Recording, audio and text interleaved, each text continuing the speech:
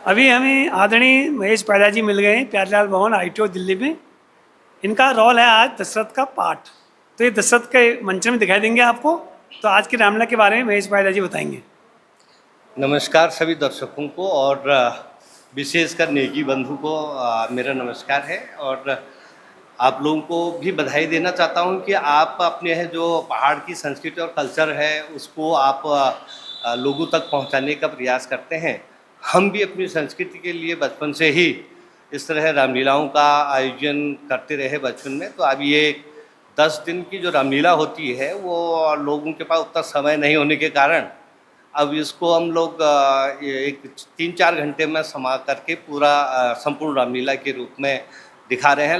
विगत 6-7 वर्षों से ये प्रयास चल रहा है और पिछले साल भी ये प्यारेलाल भवन में हुआ, इस बार भी प्यारेलाल भवन में मैं दशरथ की भूमिका में रहूँगा यहाँ और दशरथ का अभिनय करता हूँ। पहले मैंने बहुत सालों तक राम का रोल भी किया था, अब दशरथ का अभिनय करता हूँ और मुझे लगता है कि लोगों को वो अच्छा लगता हो। बहुत बहुत धन्यवाद। आज उपाध्याय जी दर्शकों से रिक्वेस्ट है, अब इनका रोल डालेंगे तो इनके रोल में कमेंट लिखिए, कैसे रोल कर रहे हैं, एक्सलेंट कर रहे हैं, जो भी होगा अपना राय दीजिए रोल के बारे में। धन्यवाद। कि रोल एक्चुअली दशरथ का रोल जो है बहुत विकट परिस्थितियां हैं उनके पास। एक तो बुढ़ापे में पूरी एक शादी करी, दूसरी शादी करी, 3 शादियां उनको करनी पड़ी, उनकी औलाद नहीं हुई, जो कि भारत को चलाने वाले बहुत कई पीढ़ियों से उनका चल रहा था। तो वो बहुत चिंतित थे कि मेरे घर में मेरी संतान नहीं हुई। तो आज इस लीला से हम प्रारंभ करेंगे कि पुत्रेश यज्ञ से शुरू होगा। उसके बाद आप उसमें देखेंगे कि गुरु जी से किस तरह से वो प्रार्थना करते हैं। क्या कहूँ मैं गुरु जी, अपनी व्यथा मुझे औलाद का गम सताता रहा। तो इस तरह के आपको अभिनय देखने को मिलेगा। उसके बाद जैसे ही बच्चे थोड़ा सा बड़े होते हैं तो विश्वामित्र गुरु आ जाते हैं कि उनको मुझे दे दीजिए। तो दशरथ उस समय भी वियोग में रहते हैं कि ये छोटे बच्चे हैं, किस तरह से आपकी यज्ञ की रक्षा कर सकते हैं। मैं चलता हूँ, यदि आप जो कुछ मांगे मेरी सेना को मांगे मैं दे दूँ, पर ये राम लक्ष्मण तो कुछ कर ही नहीं पाएंगे।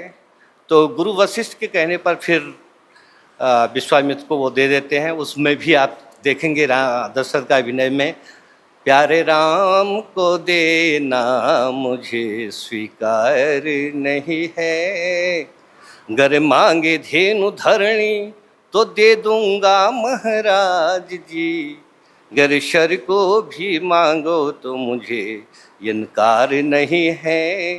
तो इस तरह के, और उसके बाद देखेंगे फिर दशरथ के कई संवाद देखेंगे। विश्वामित्र जी को ले जाते हैं ताड़िका और सुबाहु मारीच का वध हो करके फिर विवाह हो करके आते हैं। तो फिर वही विडम्बना हो जाती है कि कैकेयी अपने वर मांगती है और राम को वनवास की बात कहती हैं। राजा दशरथ उस वियोग में तड़प तड़प के राम राम पुकारते पुकारते स्वर्गवास हो जाते हैं। ये अभिनय आज आपको दिखाई देगा कि कैकेयी को किस तरह से एक पत्नी को किस तरह मनाया जाता है और फिर मना करके उसको किस तरह वर दिए जाते हैं। और जब वो फिर भी वो ललकारती है तो पत्नी को इस तरह से किस तरह से गुस्सा दशरथ का आपको वो भी देखने को मिलेगा कि दशरथ कैकेयी से किस तरह गुस्से होते हैं वो, क्योंकि उनको तो अपने वचन दे दिए हैं और वचन को जब नहीं मान रहे हैं तो इसी तरह का अभिनय आप देखेंगे। अधिक क्या कह सकते हैं। बहुत बहुत धन्यवाद। बहुत बहुत धन्यवाद।